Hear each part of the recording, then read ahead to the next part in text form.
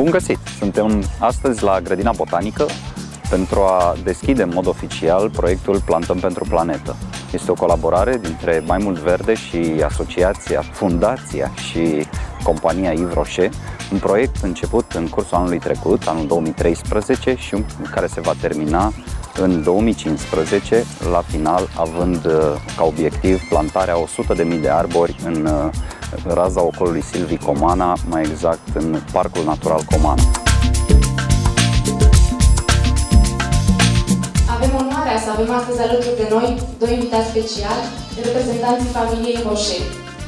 Doamna Aurelia Rocher, nepoata domnului Yves Rocher, și domnul Tomi Rocher, la rândul său nepotul domnului Yves Rocher și totodată fiul lui Jacques Rocher.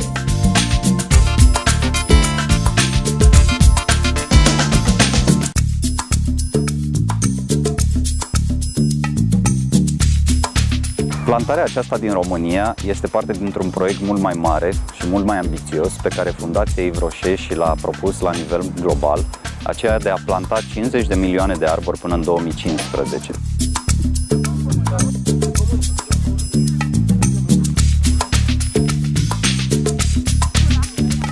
Noi, cei de la Grădina Botanică Dimitrie Brânză a Universității din București, suntem foarte mândri să fim parteneri în acest proiect, să plantăm pentru planetă, având în vedere că promovăm, la fel ca și Fundația Yves Rocher, Asociația Mai Mult Verde, promovăm protejarea biodiversității, promovăm natura.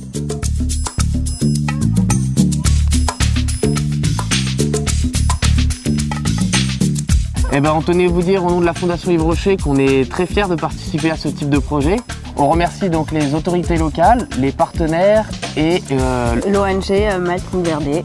Merci. Merci. Et... Merci.